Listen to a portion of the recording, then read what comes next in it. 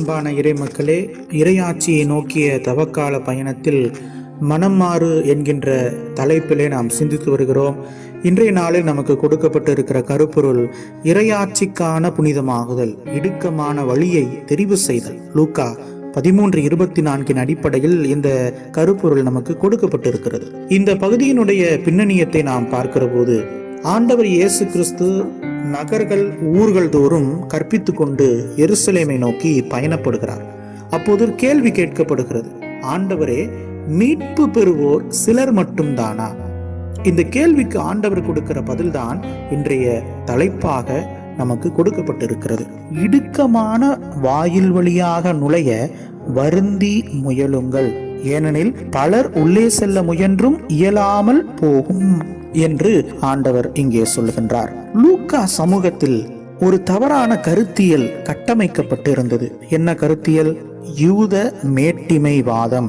அதாவது யூத சமூகத்தில் உயர் நிலையில் இருக்கக்கூடியவர்கள் மட்டுமே அந்த பரலோக ராஜ்யமாகிய இறையாட்சியில் பங்கு பெற உரிமையுடையவர்கள் என்ற தவறான கருத்தியல் கட்டமைக்கப்பட்டிருந்தது. எனவே அந்த யூத உயர்குடி சமூகத்தை சார்ந்தவர்கள், உழைப்பாளர்கள், புறக்கணிக்கப்பட்டோர், கைவிடப்பட்டோர், விளிம்பு நிலையில் வாழ்ந்த பெண்கள், குழந்தைகள் போன்றவர்களை புறக்கணித்து வைத்திருந்தார்கள்.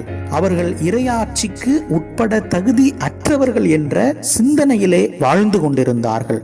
அது யூத மேட்டிமைவாத சிந்தனை.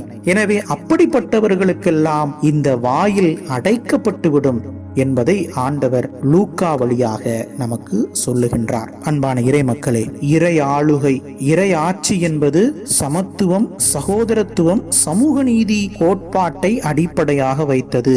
அங்கே உயர்வு தாழ்வு கருத ஒரு துளி கூட இடம் இல்லை. அங்கே அனைவரும் சமம் என்கின்ற நிலை இருக்கும். எனவே இந்த திருமறை பகுதி நமக்கு சுட்டிக்காட்டுகின்ற உண்மை கற்பித்தல் என்னவென்று சொன்னால், நாம் இடுக்கமான வாயில் வழியாக நுழைய வருந்தி முயன்றால் மட்டுமே இறையாட்சிக்குள் அனுமதிக்கப்படுவோம்.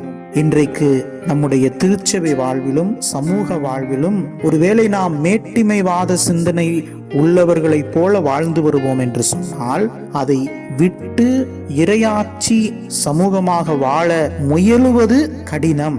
அந்த கடினமான பாதையை தெரிவு செய்ய வேண்டும் என்பதை தான் இங்கே லூக்கா நமக்கு வலியுறுத்துகின்றார். எனவே இன்றைக்கு மேட்டிமைவாத சிந்தனையை நாம் உதறி தள்ளிவிட்டு மனம் மாறி உண்மையான இறையாட்சி சமூகத்தின் கருத்தியலை நோக்கி பயணப்படவே ஆண்டவர் இயேசு இன்றைக்கு அழைக்கின்றார்.